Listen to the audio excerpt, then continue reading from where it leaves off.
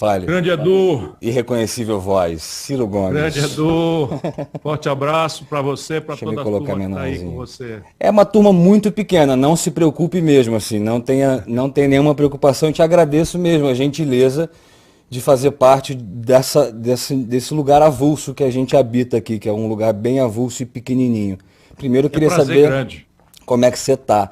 Que deve estar uma loucura a sua cabeça, né?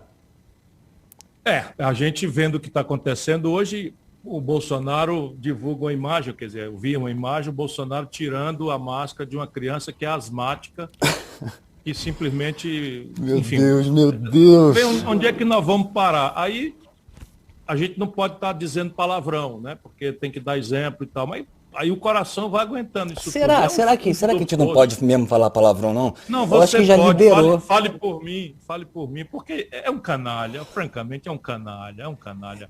Não tem outra palavra. É um canalha, é um canalha. É, Pronto, diz é, é, 4 vezes, aí substitui aquelas outras coisas que rimam com luta. Vocês que estão assistindo, vocês escolhem vocês pegam uma lacuna e escolhem o adjetivo que você quiser, o xingamento que você quiser. Mas eu O que tenho, passa na cabeça de um camarada desse? é, eu, Vamos falar eu tenho sério. essa O que dúvida passa na mesmo. cabeça? 500 mil pessoas mortas. Percebe? E aí o cara pegar uma criança que está de máscara, tudo bem, por que ele vai lá e tira a máscara do rosto da criança? Aí depois a imprensa descobre que a criança tem asma. Ou Será que é seja, para provocar? só pode ser, mas isso é um deboche com 500 mil de famílias que perderam seus parentes, os amigos todos. Enfim, é o fundo do poço na economia, é o fundo do poço no plano moral. O camarada está roubando milhões de reais na vacina. É um negócio absolutamente o fundo do poço. Nós precisamos encontrar muita energia para transformar a revolta e a indignação em luta, que é o que eu estou procurando fazer, Você respondendo acha? finalmente a sua pergunta, como é que você está. Não, eu tô tentando, eu tô ficando E bem você assim com agora isso aqui. barbadão, cabeludo. Cara, eu vou fazer o Hermógenes, Ah, é? Ó. que é um cara bem pior que o Bolsonaro. Tá vendo? Bolsonaro, você não consegue nem ser o pior. É que nem o Pierre Guinti, né? Tipo, o Bolsonaro, ele é muito ruim. Ele é muito ruim. Mas olha, é tão patético que ele daria tédio para todos os demônios. No inferno ele daria tédio para os malvados de verdade. Você acha que existem muitas pessoas malvadas, tipo falando de Hermógenes? Para quem não sabe, Hermógenes é o vilão. Na verdade, é meio que como se fosse a invocação do mal mesmo, né? No Grande Sertão Veredas. Eu vou matar criança, vou fazer isso mesmo, né? Mato as pessoas, não sei como é que eu vou conseguir, eu vou ter que dar um jeito. Mas você acha que existe muita gente malvada? O meu pai dizia que a humanidade é vária, querendo me explicar exatamente isso, né? Meu pai era um dublê de vaqueiro e professor universitário, mas ele gostava mesmo era de ser vaqueiro. E ele dizia isso para mim, sempre foi meu maior mestre, meu maior professor a vida inteira. E o ser humano é isso, ele é capaz de extrema nobreza, né? Você vê pessoas generosas nesse mesmo contexto, nesse mesmo episódio, profissionais de saúde virando noite, cuidando das pessoas, expondo-se a própria vida ao risco para cuidar das pessoas. Enfim, e ao mesmo tempo você tem um marginal como o Bolsonaro, que tem o poder de transformar a vida das pessoas e o faz, exercita esse poder para matar gente, para debochar da doença, para debochar do luto das pessoas. E é isso, a vida tem os extremos. Eu acho, entretanto, que a maioria das pessoas é de boa índole. Você acha que tem como piorar? Porque eu estava falando com um amigo meu outro dia, lembrando do Tiririca, né? Que é um companheiro meu também, comediante. Mas Seu ele falando. conterrâneo cearense. Sim, o meu avô, inclusive, também é cearense. E você tem, Oba! você tem um S muito parecido com o dele. Isso me dá um certo aconchego, assim. Você ganha o meu coração, uma grande porcentagem por causa desse S seu aí. Que bom, Edu. Mas tava falando do que mesmo? Esqueci. Falei do meu avô, já Não, fui tá pro falando que o coração. Tiririca dizia se pior não, iria E meu dizer. Deus do céu, como ficou, meu. Tem como ficar pior? A gente tem que estar muito alerta realmente, porque tem como a gente entrar num lugar de guerra civil, existe essa possibilidade de um boicote, de um golpe. Isso é muito. Isso existe, isso existe ou isso está longe? Isso é uma. É possível isso acontecer? Não é provável, mas a gente tem que se preparar, porque na cabeça delirante do Bolsonaro está essa possibilidade. Ele está organizando milícias nas polícias militares dos estados. Ele quer se sentir forte, né? Isso está acontecendo aqui no Ceará, nós já vimos isso acontecendo operacionalmente mesmo, é coisa de bandido de alta periculosidade, mas assim, numa corporação que tem 10 mil pessoas, são 300, são 500, mas esses são capazes de pegar um revólver e atirar covardemente num civil se o Bolsonaro der essa orientação. Isso está acontecendo. Tem uma parte também das Forças Armadas que também, estimulada pela conduta fascista do Bolsonaro, e mais do que fascista, corruptora. Hoje, Edu, tem 3.800 oficiais das Forças Armadas ocupando cargos no governo Bolsonaro, duplicando o salário. Então, basicamente, é um suborno, né, que está transferindo... É a galera da moto, a galera da moto ali. A galera da moto, a galera da picanha, a galera da cerveja, a galera do superfaturamento de 700% na cloroquina, porque estão falando aí da vacina, mas eu já denunciei lá atrás, o Bolsonaro pessoalmente ordenou ao comandante do Exército que comprasse, e ele obedeceu a essa ordem legal, cloroquina com 700% de aumento de superfaturamento. E o Bolsonaro ligou pessoalmente para o primeiro-ministro da Índia para trazer essa matéria-prima para cá e entregar para uma empresa que é a AMS. Eu dou logo os nomes para a gente saber que o Brasil está sendo roubado. Continue dando nome, continue dando nome. Eu vou continuar dando os nomes porque é minha obrigação e eu não tenho medo do Bolsonaro. Porque eu tenho um pouco de nervoso de quem fala assim, mas o povo, às vezes eu falo isso também, tá? Mas o povo, não sei o quê.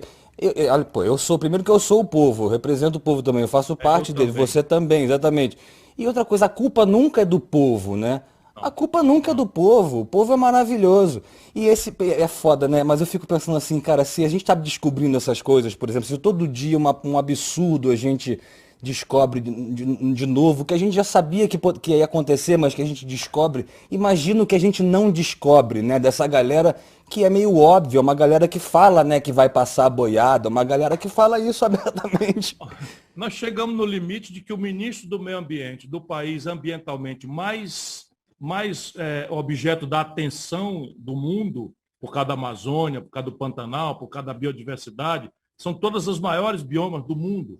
Então o mundo inteiro olha para a Amazônia, todas as novas gerações são inoculadas com a ideia de que a Amazônia é meio que um pulmão da humanidade. Isso não guarda muita coerência com a ciência, mas de qualquer forma, um país que é olhado pelo mundo inteiro com essa questão crítica, o ministro do Meio Ambiente foi pilhado e foi pelo serviço de inteligência dos americanos, contrabandeando madeira ilegal. Não, parece vilão de filme merda, por isso que eu rio, sabe? Parece vilão de filme merda. Você fala assim, meu Deus, como é que ele tem coragem de fazer um negócio desse, sabe? Tipo... Mas isso é o bolsonarismo. Cara, o Bolsonaro foi meu contemporâneo. Eu tenho repetido isso para que as pessoas que foram enganadas por ele... Fala o que significa contemporâneo, que tem muita gente que acha que contemporâneo significa companheiro. Não, contemporâneo, eu fui deputado na mesma época que ele, porque eu não quero dizer que fui colega, porque, né? Então eu era deputado e ele também. O Bolsonaro roubava. O pouquinho dinheiro que um deputado administra no gabinete é dinheiro da gasolina, é dinheiro da publicidade, é dinheiro dos funcionários, etc. O Bolsonaro roubava esse dinheiro todo. Tinha 5 funcionários fantasmas que assinavam recibo falso e ele botava o dinheiro no bolso. O auxílio moradia ele roubava, porque tinha apartamento dele próprio em Brasília. Ele roubava dinheiro da gasolina. Ele corrompeu os filhos, desde muito mocinhos, os filhos estão todos corruptos, todos ladrões, na Câmara do Rio de Janeiro, na Assembleia do Estado, na Assembleia Legislativa do Rio de Janeiro. Agora o cara senador, no auge do mundo todo olhando para o cara foi lá e comprou uma mansão de 6 milhões de reais com um salário de 25 mil. Eu tô te falando, Ciro, eu choro pra caralho por causa disso tudo. Tipo, eu realmente sofro por isso. Eu nunca sofri politicamente tanto assim, sabe? Eu sofri politicamente 2 vezes, quando o Eduardo morreu e porque eu achava ele um cara que tinha sei lá, uma energia legal assim, né? Também conheci ele através da Marina, achava que ele tinha eu conseguia ver o olho dele, né? Enxergar que tinha... Você já sonhou com o Bolsonaro? Você já teve algum sonho assim? Você, caralho, porra, porque você deve pensar tanto nisso, né? Felizmente não. Pra resolver esse xadrez, você deve sonhar como teve algum pesadelo no caso, assim. Não, esse é um pesadelo que eu tenho diariamente acordado, porque, sabe, eu comecei a entrevista, eu nem sabia o que, é que você ia me perguntar. Eu não também não. você estava tudo bem, eu ia dizer, porra, tá tudo bem, mas caramba, eu estou agora porque eu acabei de ver essa cena, o Bolsonaro tirando a máscara de uma Mas criança, não de uma tem como você não criancinha de falar, né? Você colo com asma. representa. Porra, infelizmente, eu acho que como eu denuncio com toda a força, Exatamente. e tem um problema no Brasil, se você reparar, só quem denuncia a corrupção do Bolsonaro sou eu. Por quê? Porque o PT não pode falar de corrupção. Olha que constrangimento, né? Eu tenho que Então, falar de. eu fico denunciando com muita força e talvez isso me permita dormir em paz, sem ter pesadelo com o Eu Bolsonaro. fiquei com uma dúvida você falando isso, porque eu gosto de conversar, tipo, disso mesmo, de pegar o gancho de falar assim, poxa, eu tenho essa dúvida de acordo com o que ele acabou de falar, né? E fica tranquilo que vai durar pouquinho também. Eu vou de acordo com a sua pupila, eu percebo, eu acho. Eu estou com você com o maior Não vai prazer ser que mesmo. nem no Flow que você ficou 6 horas, né? Meu Deus do céu! 5 horas e 42 Puxa vida, minutos. é um recorde. Mas deixa eu te fazer uma pergunta. Você tem noção ou essa lembrança de quando você percebeu que você falou, cara, eu preciso ser presidente? Eu acho, eu tenho essa. Que você percebeu assim, cara, eu tenho essa necessidade, eu tenho esse talento, eu tenho essa missão de ser presidente. Ou você é um presidente? Bora, eu desejava ser presidente a partir de uma experiência que eu acumulei como ministro da Fazenda.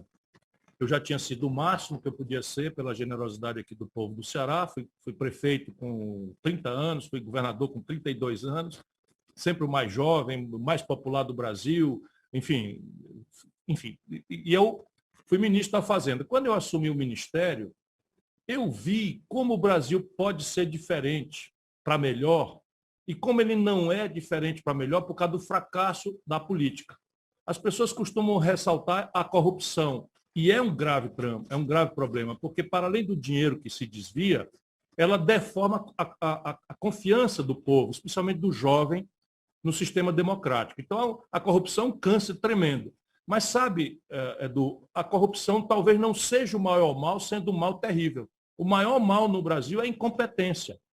É a absoluta incapacidade que a elite política, a classe dirigente brasileira, nos últimos 30 anos, tem tido de botar o nosso potencial. O Brasil é uma potência. Eu estava conversando com o Lupe, que é presidente do meu partido, um irmão que a vida me deu, e ele me falou essa palavra. E Eu é sou mesmo. brisolista, eu sou brisolista, hein? Eu e minha Pois é, falecida mãe. isso. Então, o Lupe é o sucessor do Brizola. E eu fui colega do Brizola e tive dele o apoio para presidente da República em 2002. Então, veja, o Brasil é uma potência extraordinária. A base física, a riqueza física que o Brasil tem é muito raro no mundo, num país só. Sabe? Terras agricultáveis, a não contar, biodiversidade. 1 de cada 10 litros de água doce do mundo estão no território brasileiro. Enfim, tudo, tudo. A província mineral mais farta e diversificada do mundo, petróleo a não contar. Enfim, a base física brasileira é extraordinária. A base humana do Brasil, nosso povo, dando oportunidade, é impressionante o que o povo brasileiro já fez em momentos em que a gente estava, vamos dizer, com autoconfiança, É com a só quem fez, juventude. só quem fez foi o povo, dessa impressão, né? Que só quem Sim, trabalhou foi o povo. sim, sim. Nós crescemos durante meio século, 7% ao ano em média. Entre os anos 30 e os anos 80, isso ninguém cresceu como o Brasil. E, de repente, estamos crescendo zero. E não estamos crescendo zero por causa da estupidez criminosa do Bolsonaro, não. É que já vem de 30 anos, de 20 e poucos anos, desde os anos 80 que a gente vai, voo de galinha quebra, voo de galinha quebra, e é o mesmo modelo, cara. O mesmo modelo, esquerda, direita, só muda a perfumaria. E aí eu me animei de ser candidato a presidente da República e passei a estudar. Hoje, sem querer me gabar nem nada, Não, se porque eu gabe, por ralo. favor, pode se Não, gabar, cara. Você mas pode, eu que eu não ralo posso. para valer, eu ralo muito.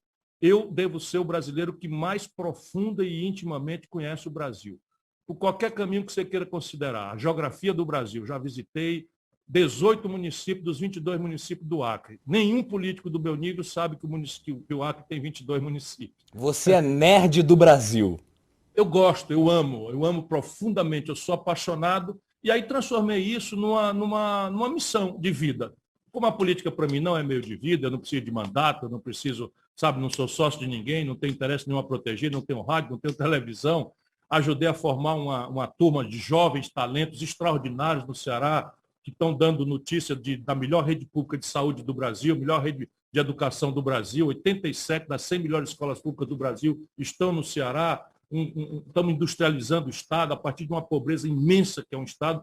Enfim, eu estou feliz, estou realizado, então agora eu vou me dedicar a ajudar o povo brasileiro a construir um novo projeto nacional de desenvolvimento.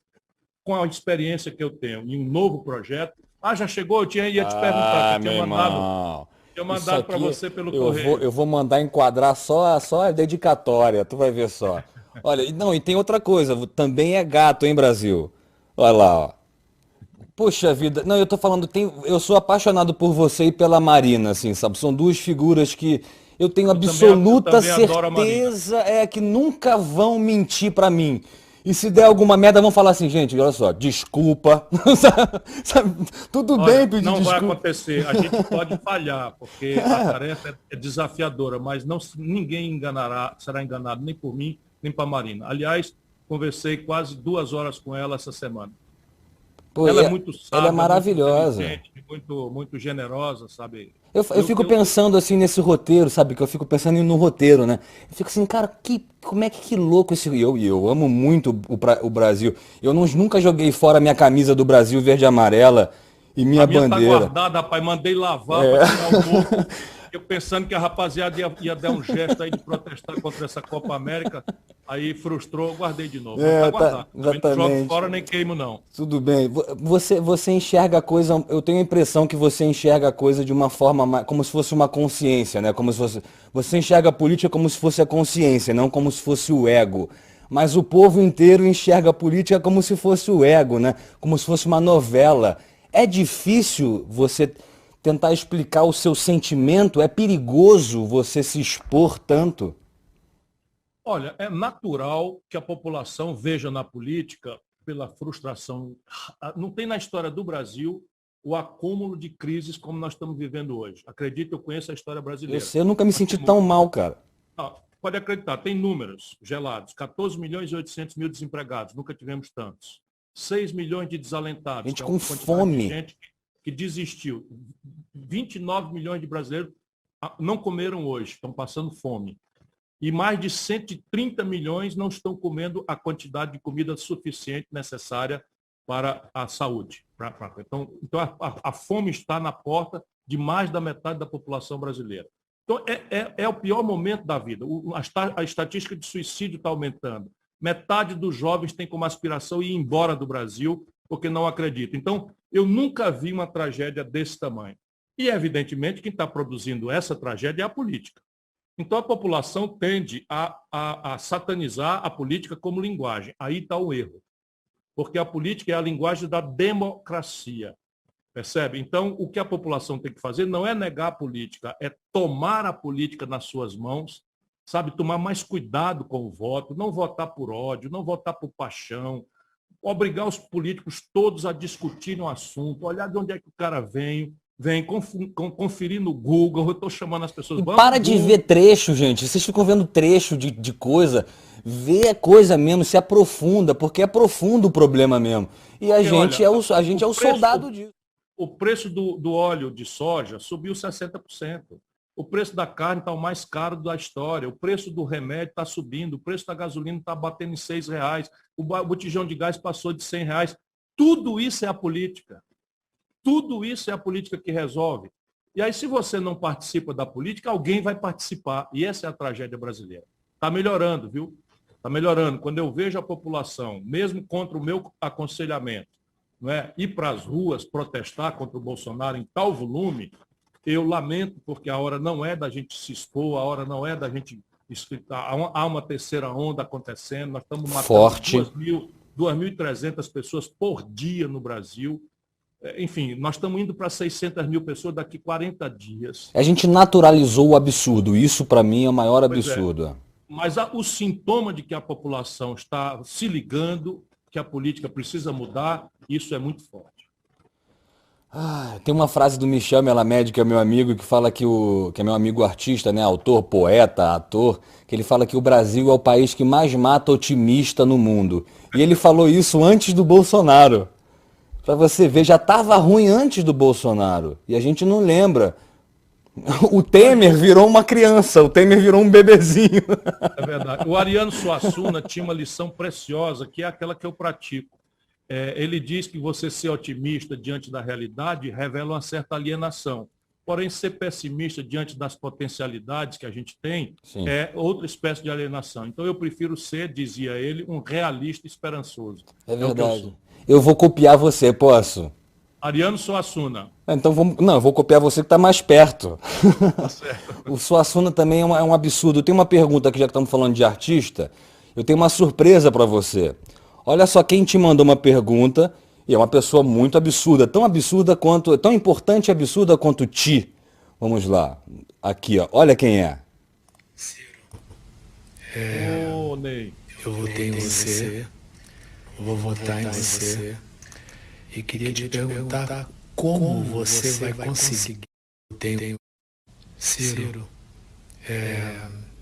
eu votei em você, vou votar em você e queria te perguntar como você vai conseguir recuperar o Brasil depois desta terra arrasada que nós estamos vendo.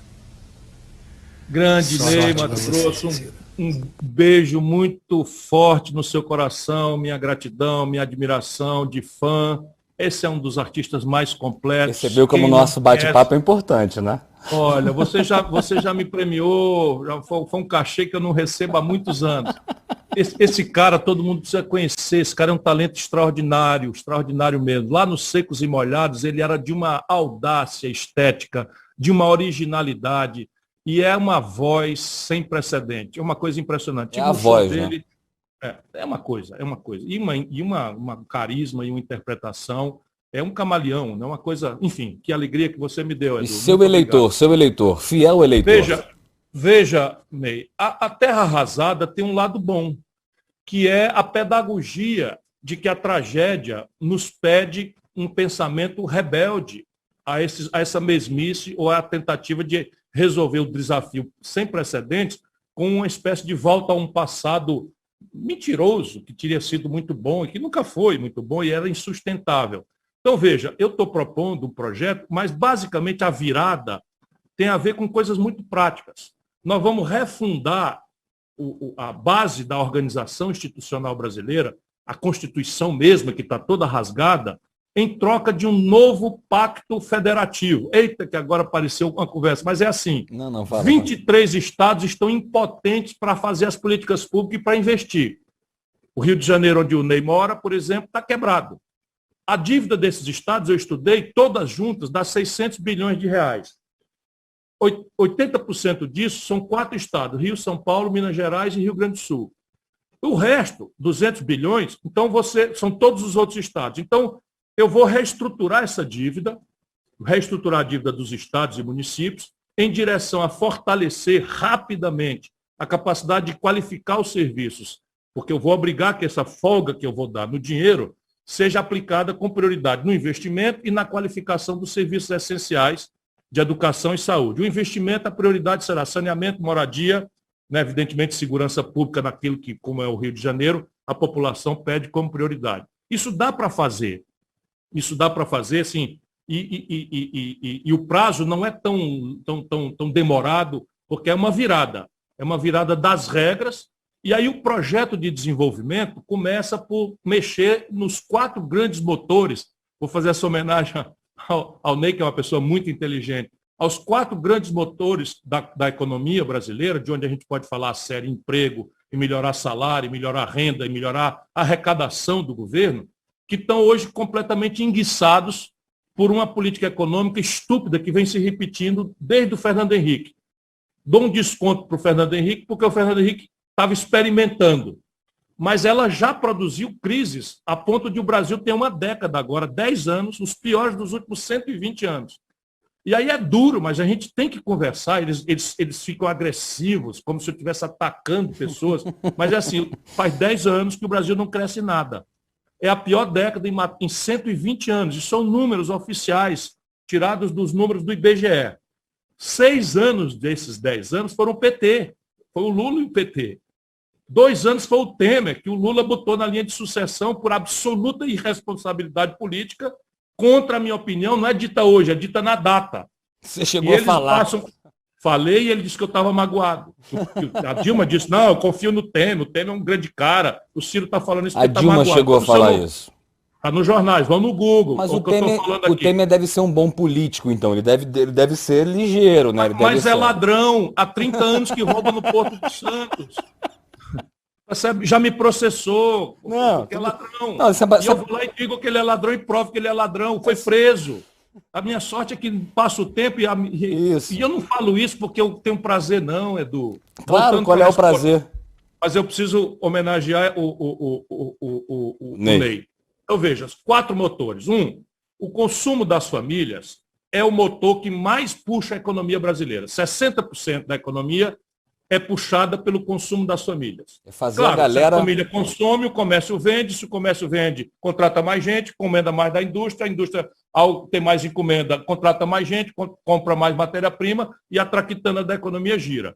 Pois bem, o consumo das famílias está colapsado por aqueles números que eu já dei. Desemprego maior da história, desalento maior da história e crédito colapsado. A única política que pode ser feita pública, porque emprego e renda vem depois que a máquina começa a funcionar, é o crédito para as famílias. São 70 milhões de pessoas que estão hoje numa semi-escravidão, sem nenhuma proteção do Código de Consumidor nem das autoridades, roubadas pelo conto do crediário, ou pelo conto do juro alto, ou pelo conto do cheque especial, ou pelo conto do cartão de crédito que cobra no Brasil 300% de juro. Aqui nós estamos conseguindo mediar e conseguimos descontar 90%, porque não é dado. É multa, juro, correção monetária. E os 10% as pessoas não têm para pagar. Então eu vou financiar, não é dar dinheiro para ninguém, eu vou financiar via Banco do Brasil e Caixa Econômica com prazo e com juro compatível, e aí eu conserto o primeiro motor. O segundo motor é o investimento empresarial. Ele está colapsado como nunca aconteceu. Claro que o investimento empresarial a gente sabe como é que funciona. É você abrir uma loja nova e a outra não fechar. É fazer uma roça nova e a outra não encolher. É fazer uma indústria nova e a outra não fechar. Estou falando aqui para o leigo, não é para o Ney Mato Não, Grosso. eu sou super Então, leigo, veja, eu sou super leigo. Eu sou e sensível, mas sou leigo. o investimento empresarial está colapsado por 2 razões. Primeiro, o investimento que está aí faz 10 anos que não vê troco. Por quê? Porque está com 25% a 30% de capacidade instalada ociosos. Vamos lá, simplificando. O Brasil tem uma fábrica capaz de produzir 1.000 geladeiras por ano e faz 10 anos que só vende 750.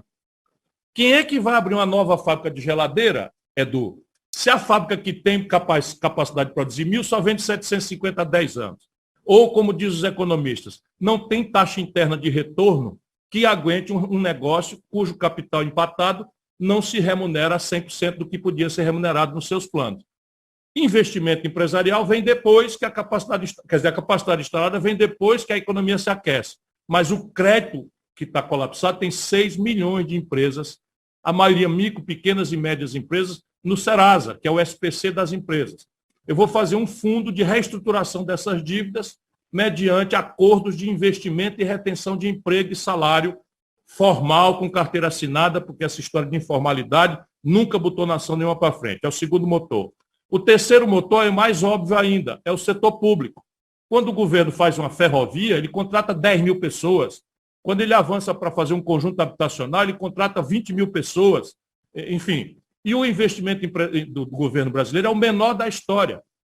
E eu vou, então, achar 3 trilhões de reais e anunciar um plano de investimento de 10 anos. Não é necessariamente para um governo só, é um plano estratégico para que o país, em 10 anos, atinja algumas metas. E esses 3 trilhões de reais eu já sei onde estão. Vou dar exemplo. Desde o governo Fernando Henrique / Lula, o Brasil dispensa dos grandes 350, 320 bilhões de reais por ano de gente que deve pagar e não paga por favores que o governo vai fazendo. Alguns têm contrapartida. Então, como esses têm contrapartida, a gente preserva. Mas eu vou passar um pente fino. Quem não estiver devolvendo em emprego, em benefício para a sociedade, vai acabar a farra. Aí já tem 70 bilhões de reais se eu tirar só 30%. É muita gente, né? Tá certo? Se eu tirar 30%, dá 90%. Se eu tirar 20%, dá 70 bilhões de reais por ano. Por ano.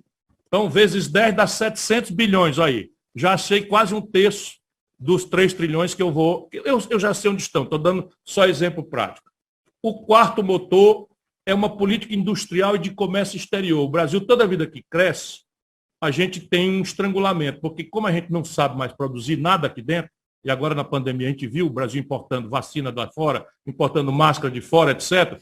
Tudo no Brasil é importado, porque destruíram a indústria brasileira. O Bolsonaro está piorando tudo isso, mas o Lula e o Fernando Henrique, o mesmo modelo econômico, não estou falando nome da pessoa, eu estou falando do modelo econômico que eles praticaram, que é rigorosamente o mesmo, mudando só a perfumaria. E agora não dá mais para a gente fazer de conta que isso não está acontecendo. Tem que mudar o modelo econômico. Vou dar 4 exemplos. O Brasil está importando quase 800 milhões de barris de gasolina, óleo diesel, gás de cozinha e querosene de aviação do estrangeiro. E 1/3 da capacidade de fazer isso das refinarias da Petrobras estão parados, enferrujando. É vergonhoso. Isso é picaretagem, irmão. Além da gente pagar em dólar, obrigar o motorista de caminhão a pagar diesel em dólar. A dona de casa da favela pagar querosene, pagar gás de cozinha em dólar. E ninguém aguenta mais. Então é tudo errado. Então o Complexo Industrial da Saúde, que eu escrevi no meu livro há algum tempo, você recebeu, você vai ler isso que eu estou dizendo aí. Mas a pandemia veio e mostrou com grande crueldade o que eu estava tentando falar. Cara, quando começou a pandemia, Bolsonaro fez tudo errado, mas quando começou a pandemia, o Brasil não tinha capacidade de equipar com equipamento de segurança os profissionais de saúde. Nós não tínhamos respiradores. Não tinha máscara, nós não tínhamos monitor de UTI. Porque o Brasil gasta, no governo Lula, 17 bilhões, no governo Lula, governo Bolsonaro, igualzinho, 17 bilhões de dólares. Isso dá 80 bilhões de reais por ano, financiando emprego na China, nos Estados Unidos e na Europa. 80% disso, que é prótese, cama de hospital, bengala, cadeira de roda, os remédios, isso tudo está com patente vencida, que é um copiar-colar, e você pode botar isso no Vale do Ribeira, que é uma região mais pobre de São Paulo, pode botar isso no semiárido do Nordeste, pode botar isso no fundão do Centro-Oeste, que não é atendido nas cidades, especialmente, que não é atendida pela exuberância do agronegócio, a metade sul do Rio Grande do Sul, que também está com grave crise econômica. Para te mostrar, o outro complexo industrial é o de defesa. Outro dia é do, meu caro Ney, a China ganhou a concorrência para fornecer os uniformes do Exército Brasileiro. Eu tenho que botar em cantar assim para poder não sair um palavrão, cacete. Não, mas é importante falar mesmo. E às vezes... Espera um pouquinho, qual é a dificuldade de você pedalar uma máquina de costura ou um overlock mais moderno para fazer um uniforme do Exército? Sabe o que é? Porque a condição industrial brasileira foi destruída. A impressão que eu tenho está tudo desorganizado. Foi anulada. Mas é assim, desse jeito, nós estamos virando ex-nação. Mas olha, eu estou dando a solução, tudo está na mão do Brasil fazer. Se você dissesse, está aqui o México para você governar, eu teria dificuldade, porque o México levou longe demais e hoje os americanos têm, o outro lado da fronteira, maquiladoras que têm 80%, 90% do mercado dessas maquiladoras é o mercado americano. Ou seja, o México hoje está numa dependência vital dos Estados Unidos e está se dividindo como um país que ao norte está se contaminando com a fronteira americana, que é livre para riquezas e dinheiros, e restrição, morre gente, separam crianças de família na migração desumana que tem acontecido lá. Me entrega a Argentina para eu resolver, vai dar mais trabalho, porque a Argentina também foi longe demais. O Brasil ainda dá para consertar, ainda dá, mas se passar da agora, vai ficar mais ou menos parecido com esses casos perdidos. Então pode piorar. É importante a gente estar alerta. Gente, por favor, vamos se abraçar. Eu prometo que assim que eu vacinar, eu já tenho uma peça escrita. Eu tenho 2 peças escritas. Uma que é um pouco mais profunda, que é em homenagem ao meu amigo Abu Janra, que chama O que é a Vida? Que é uma tragédia sobre essa pergunta. E outra é pra gente cagar de rir, que chama Fred Mercury pra teatro. Eu vou usar esse personagem meu, que já foi pra apoteose, para tentar juntar a galera e para rir, para não pensar tanto. Inclusive, eu tô rindo internamente aqui, porque eu falei, poxa, o Ciro deve, por mais que ele goste, né, por mais que ele tenha amor por fazer isso, né, isso é a vocação dele, né, então isso ferve nele, é nítido. Eu vou tentar fazer a diferença até para quem está ouvindo também, até para ele, de tentar falar sobre assuntos que não são de política.